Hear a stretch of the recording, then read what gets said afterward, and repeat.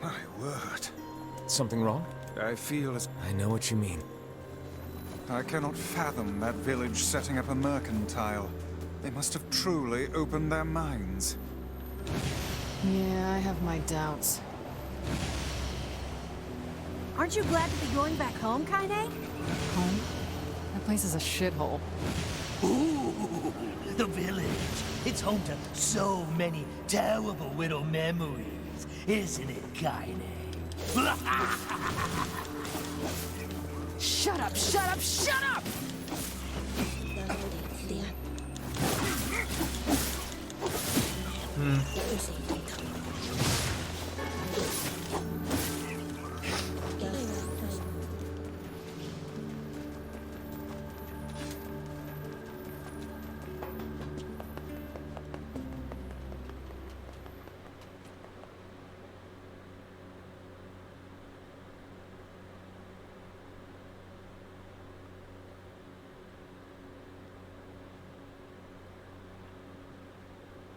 We do not desire. We do not desire needless conflict. If we can continue to live with humans, Then we can continue to live peacefully. But that young man will come. Yes, the young man will come. He will kill us all. Women and children included. What should we do? What can we do? Vice! Beware, this man is a shade. Damn it! It's a trap! I figured as much. You guys sure are taking your goddamn time. 1,000 apologies. We were distracted by the local welcoming party. Want some help? A carnival of murder. I love it. Yeah. Kaine! The villagers are possessed! But not all of them. Some are still human, so be careful!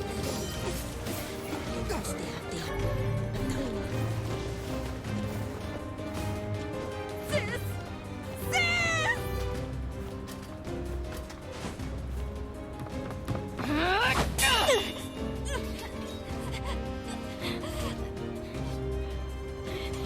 Get out of here!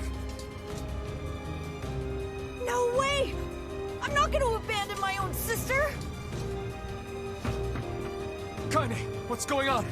Don't be fooled by this lady. She's a shade.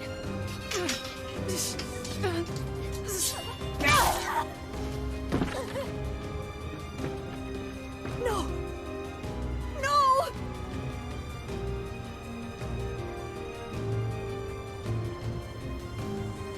You people are the monsters here!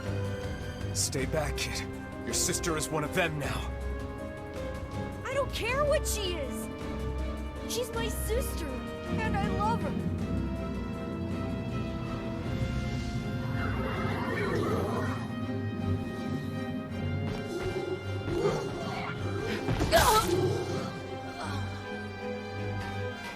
Kaine!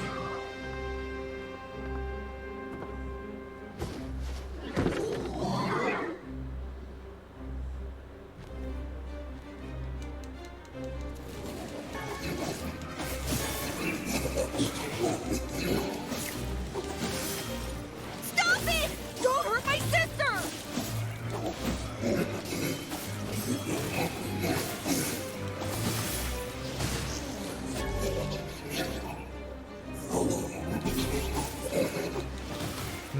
What madness. These people are behaving as if we are the villains.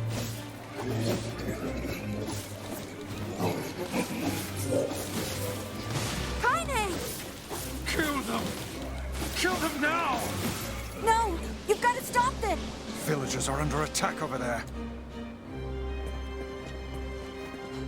Damn it, Kaine! You gotta get up! Emil, watch Kaine. I'll go clean up over there. All right.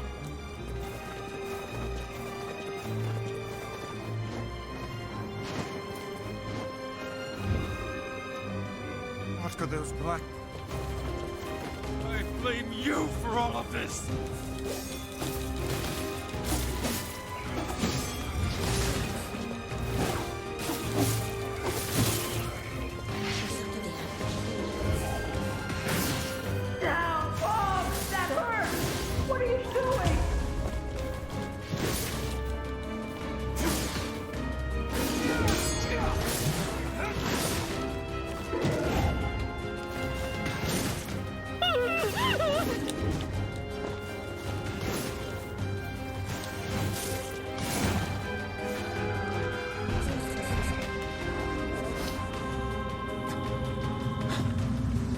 happening?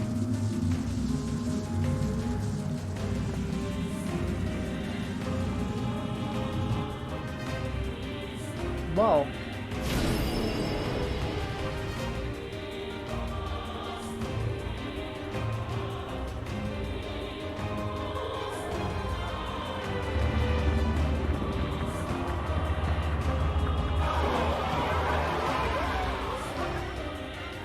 By my pages, is this beast a shade as well? That thing sucked up the villagers. No! If we keep this up, we're gonna kill them all! We can't let that happen!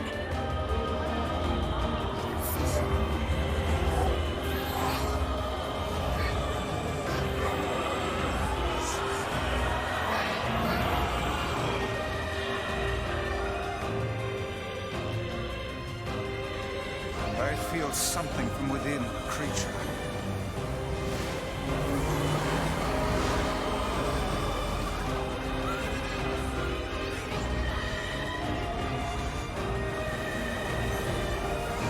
Is this the combined power of all those shades? It will take more than a barrage of magic to stop us. The first to waver is the first to die. I sense magic coming from the center of that eye.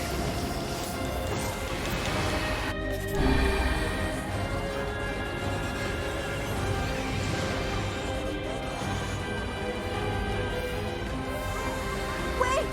I think those are actual people! Hold nothing back. Those are shades.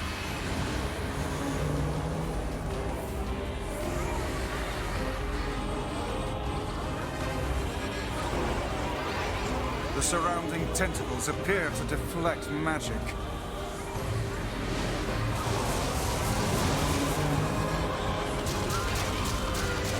Such speed!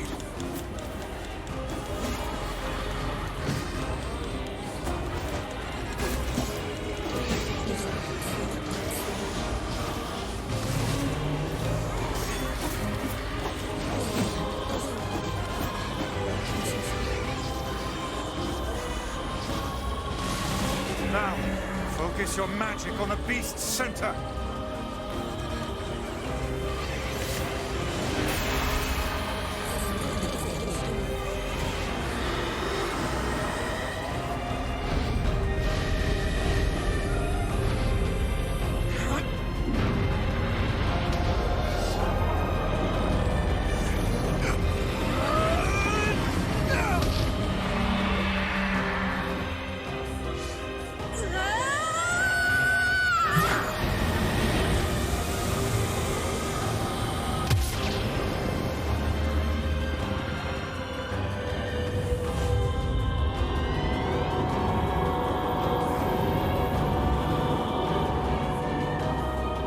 Uh-oh. Look out! Something's coming!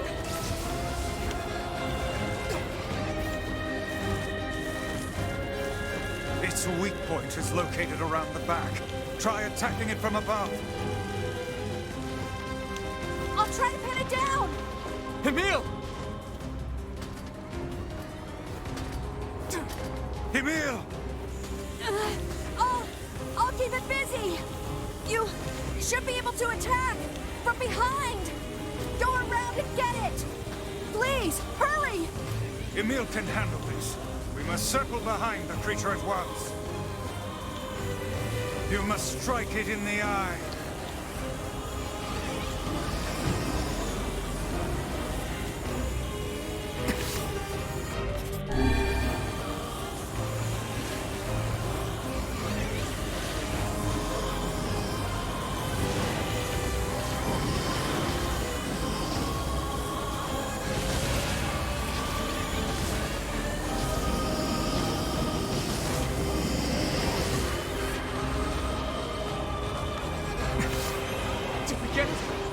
It is escaping to the inner level. I'm coming! Gotta catch my breath. Careful, Emil. Won't help anyone if we lose you here. God damn it! You beat the hell out of that thing! How can it still move? Its combined powers are beyond even my greatest suspicion.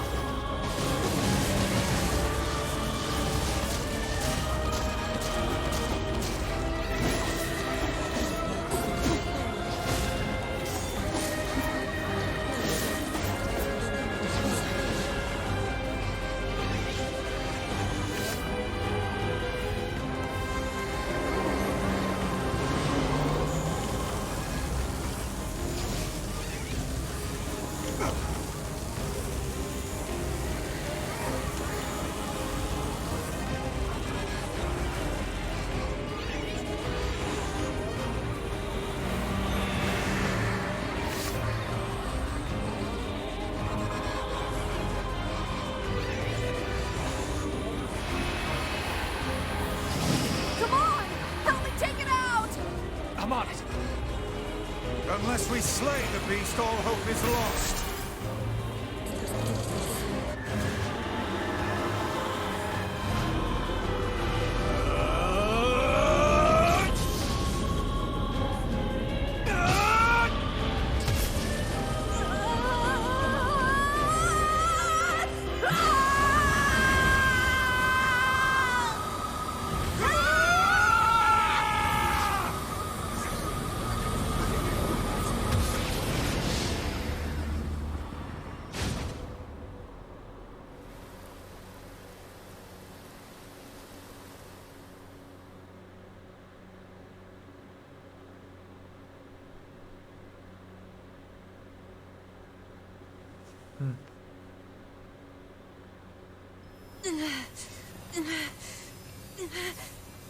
Emil. Emil, wait!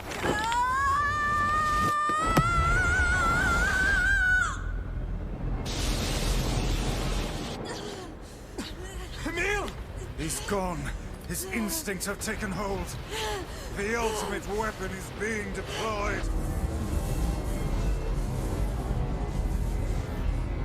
Ah, fuck.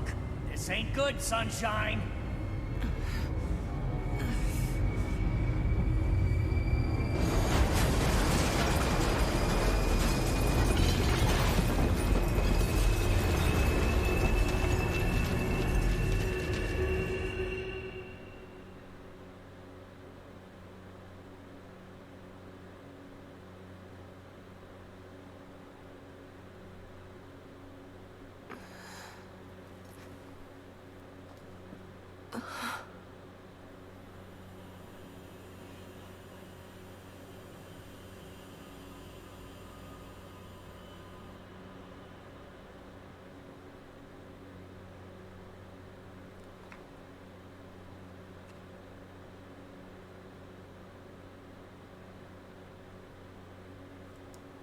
Oopsie.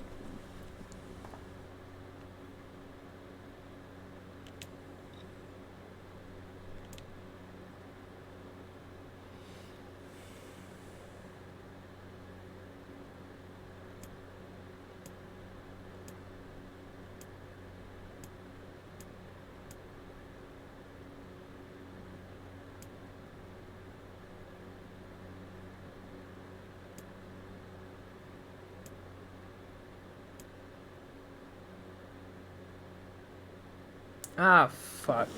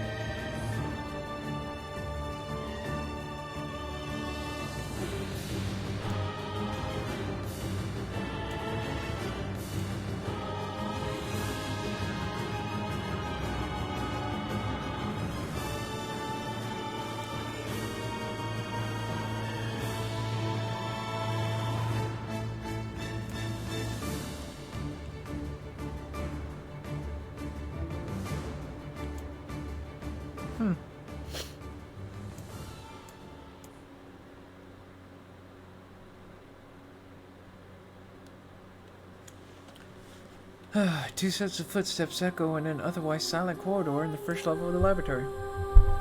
One set belongs to a young boy, his eyes blindfolded and his hands restrained. The other belongs to a severe man in a long white coat.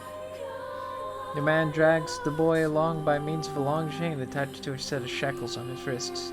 Rubble is scattered here and there across the floor of the corridor, making the journey an exceedingly difficult one for a boy who cannot see. Excuse me, could you please walk a bit slower, sir? I'm not used to being blindfolded, and rather than stopping, the man only increases his pace, causing the boy to stumble in an attempt to keep up.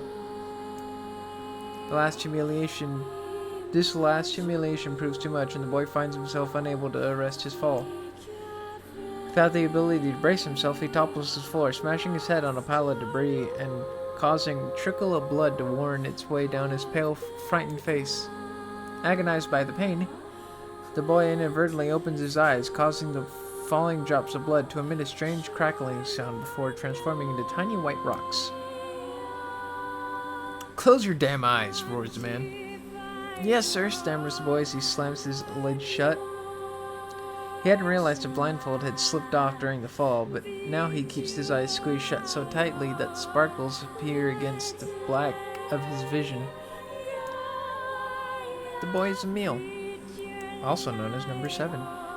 He's a magic weapon whose eyes are capable of turning to stone anything that falls under their gaze. "Don't look at me," barks the man. "Never look at me." "Sorry, sir. I'm looking at the ground now, so if you just hand me the Instead of waiting for him to finish, the man extends one foot and presses Emil's face to the floor with a heavy black boot. "I told you to keep your eyes and your mouth shut, so do it." The man knows this weapon could wipe him out with a single glance, and yet subduing him in this way gives him a sense of relief. After making certain the boy is sufficiently cowed, the man leans down, retrieves the blindfold, and knots it tightly around the boy's quivering head. "Right then, on your feet." Emil staggers to his feet, trying to ignore the red liquid oozing down his face. Blood doesn't matter. The pain doesn't matter. All that matters is finishing the job they had set out for him to do. Second level of the laboratory is even in worse shape than the first. The environs are littered with rubble and rock, making the thought of a decent foothold laughable. When the man's eyes linger on a section of rubble stained a deep red, he has the sudden image of warm, gooey brownies slathered in strawberry sauce. His stomach lurches at the thought, but when he attempts to avert his eyes, they land on the remains of human being rendered into what could only be described as paste.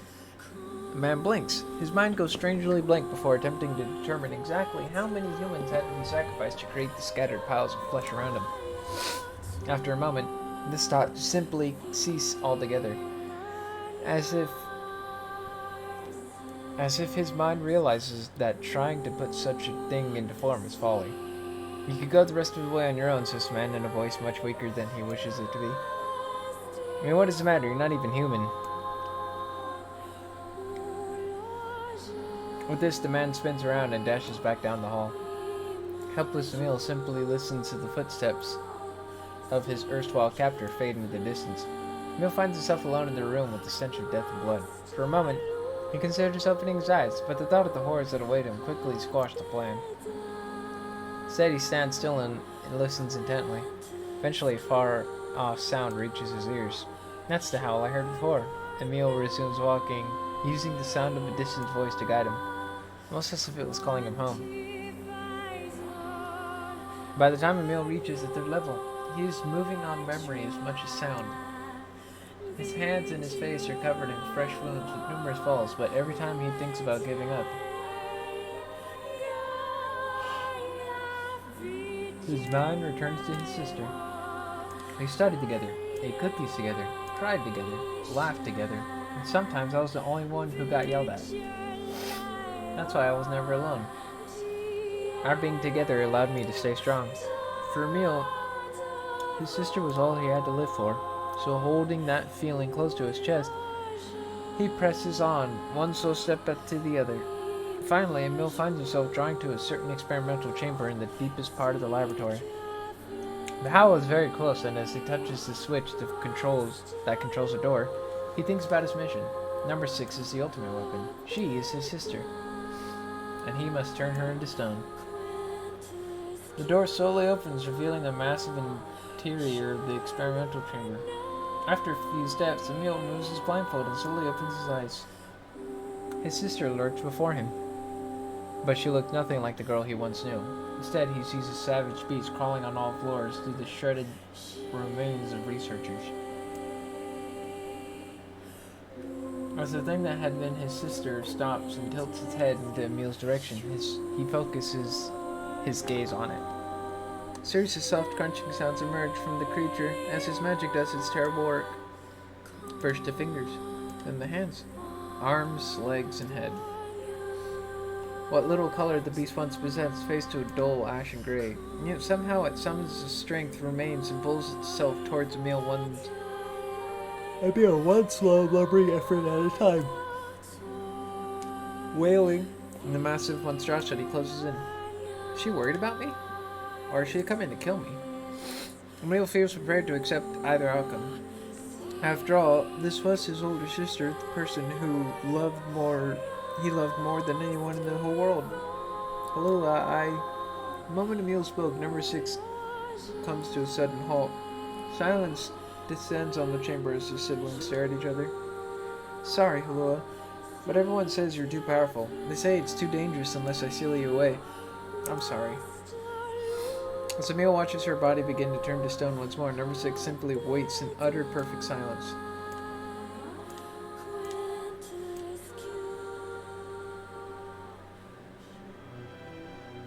Moment number 6 petrification is complete. Her memories flood into Emil's mind. Two of them huddling together in the cold, all alone in the world with no one to protect them. All she wanted was to save her little brother, and yet it was that little brother who, in a sense, saved her. The moment the petrification is complete, Emil sinks to his knees. A frozen sister and a little brother racked with sin. Alone in this cold cage, the two of them weep in a single silent voice.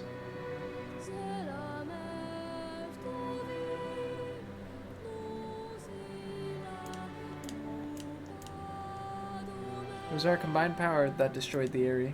The whole existence, entire lives, even their memories. We took it all. We took everything.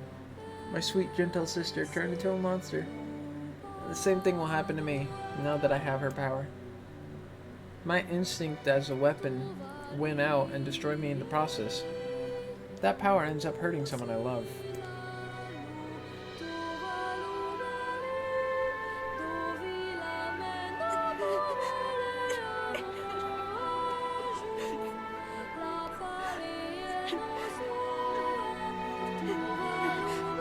What have I done?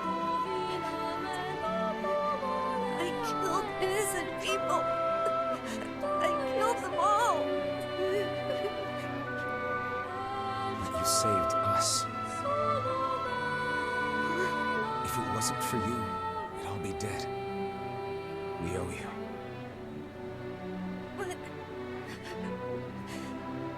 But I... It's all right.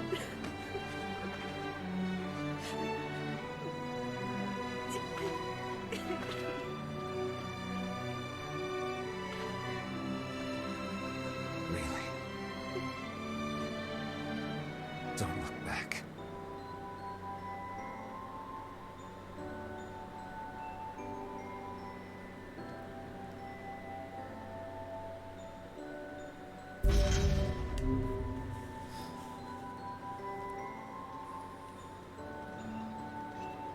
We had best be off.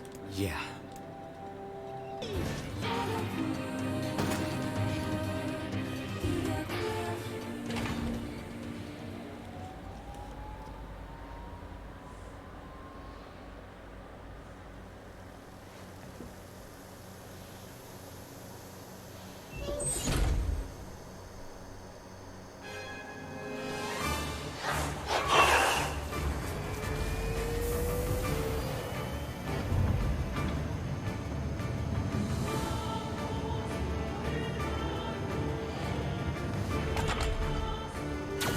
Intruder detected. Scanning. Scanning. Exterminated.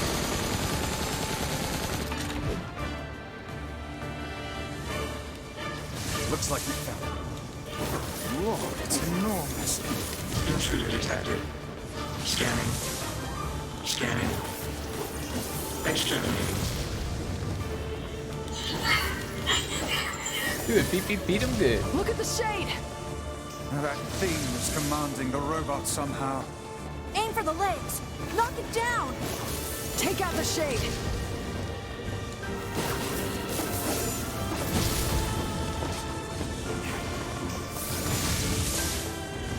Exterminating. Ing. Ing. Ing. Ing.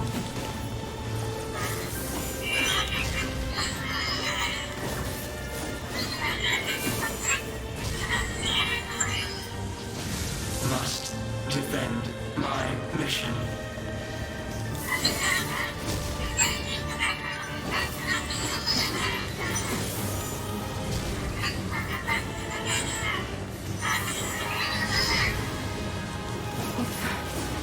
Oh, damn it. That's a shade. It's a shade! Kill him. Kill him. Feel the hate inside you.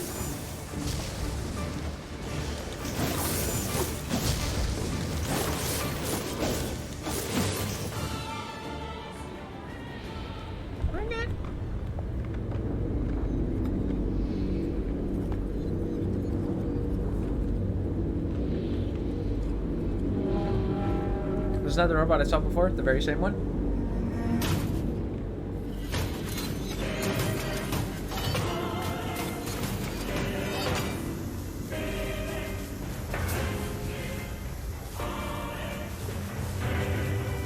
Exterminating.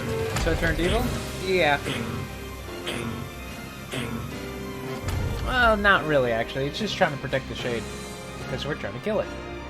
This thing can transform?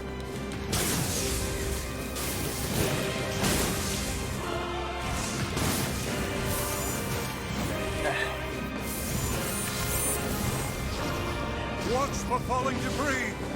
Look out!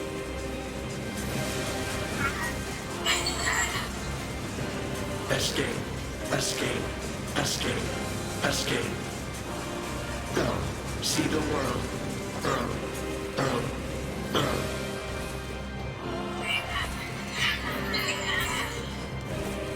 Must protect. Must fight.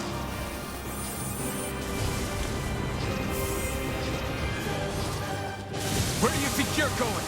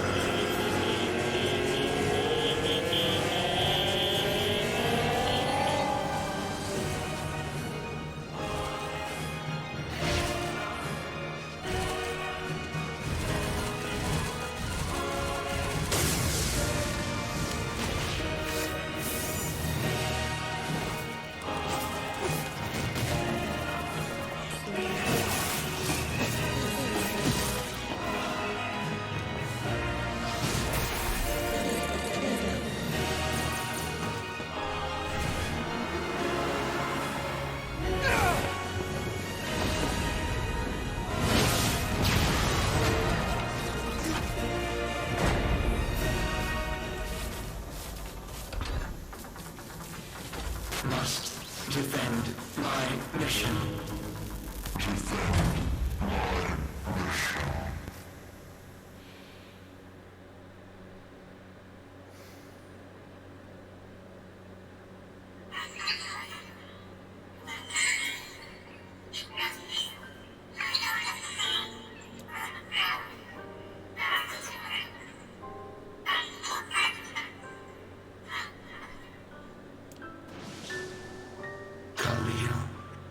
Together, be alone, be cry.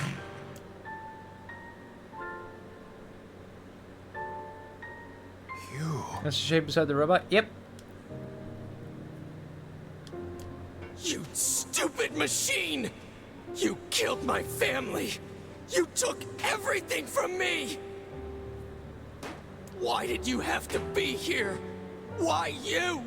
Why? Beautiful. What a perfect example of humanity.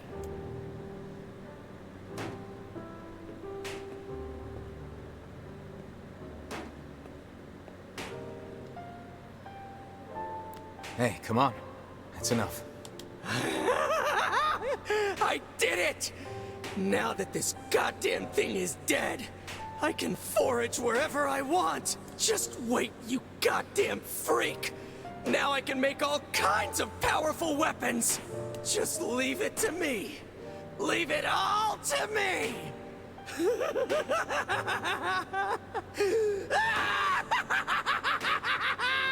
Look, we get it, okay? Really?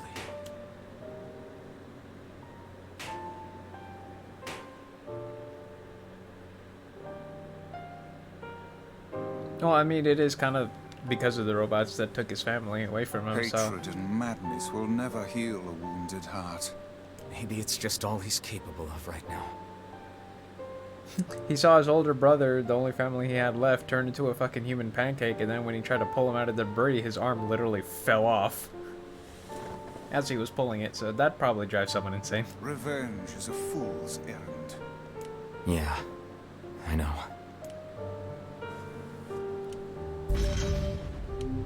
Yay.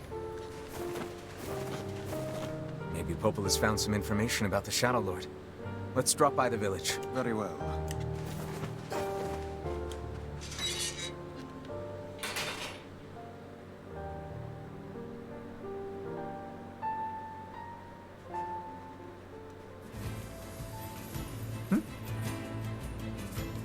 You know, I've been thinking, why was a shade hanging out with a machine? It appeared the creature was actually issuing orders to that mechanical minion. Do you think the shade had a reason for what it did? Actually, Look, it doesn't matter what a Shade is or isn't thinking. All that matters is that we kill every last one of them. right. Sure. The idea of a shade trying to protect a robot is goddamn absurd. Still, you guys should be careful. What do you mean? If the shade inside me ever takes over, I'm probably going to attack you. That's not gonna happen. You are no Shade. The lad is correct. You are many things, hussy, but a shade is not one of them. Shades, for example, do not come equipped with such foul and scurrilous mouths. How about I cram your face up your own asshole, book? Don't worry, Kaine. If your shade ever takes over, I'll stop you. You will you? Thanks, Emil. You